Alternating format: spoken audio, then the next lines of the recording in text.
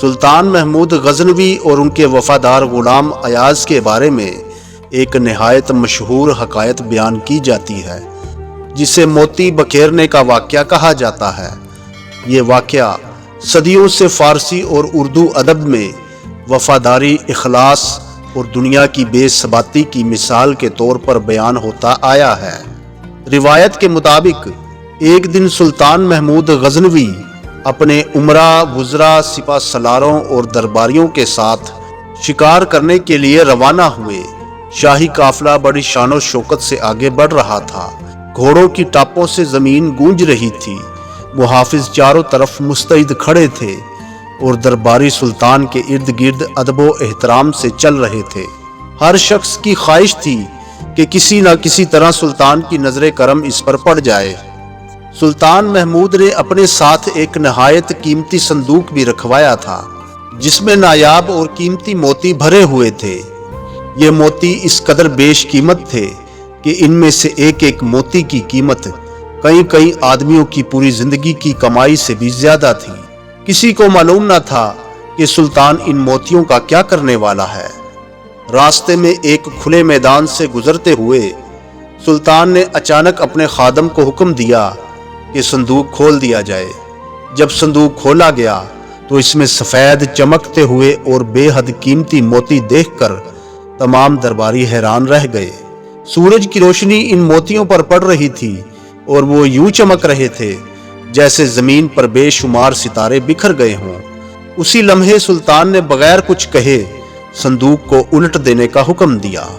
دیکھتے ہی دیکھتے ہزاروں قیمتی موتی زمین پر بکھر گئے۔ ہر طرف موتی ہی موتی نظر آنے لگے۔ یہ منظر اتنا حیرت انگیز تھا کہ کچھ لمحوں کے لیے سب لوگ خاموش رہ گئے۔ پھر اچانک کئی درباریوں کی نظریں ان موتیوں پر جم گئی۔ کسی نے سوچا کہ اگر چند موتی ہاتھ آ جائیں تو زندگی بھر کی کمی نہ رہے گی۔ کچھ لوگ فوراً گھوڑوں سے اترے، بعض جھک جھک کر موتی چننے لگے اور کچھ اپنے کپڑوں کے دامن میں موتی جمع کرنے لگے۔ چند ہی لمحوں میں اکثر درباری سلطان کو چھوڑ کر زمین پر بکھرے ہوئے خزانوں کے پیچھے لگ گئے۔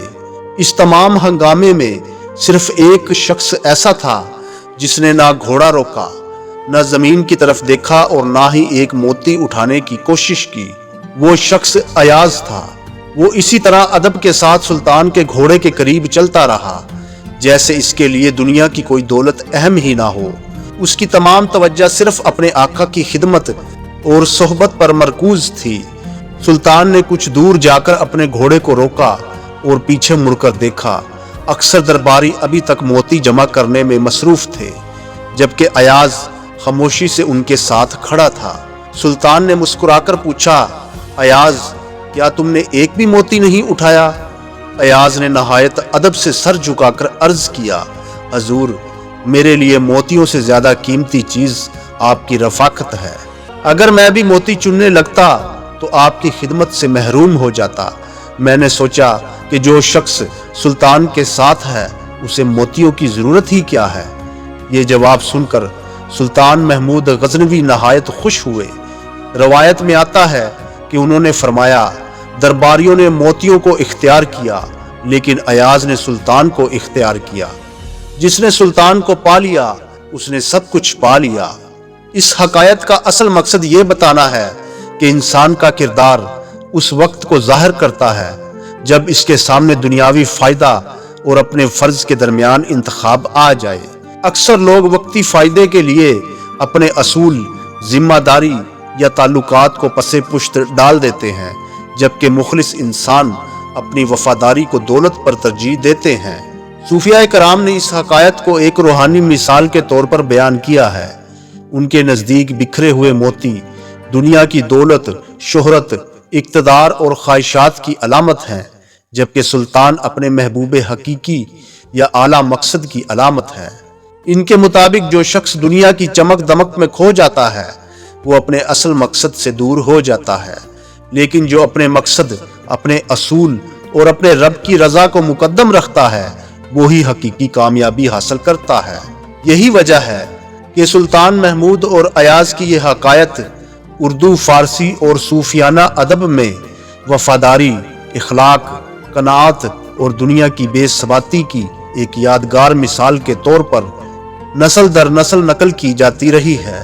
تو محترم ناظرین کرام، یقیناً آپ کو یہ ویڈیو اور واقعہ پسند آیا ہوگا، لہٰذا ویڈیو کو لائک کر دیں، چینل کو سبسکرائب کر دیں اور اپنی رائے کا اظہار کامنٹ سیکشن میں ضرور کریں۔ اللہ حافظ۔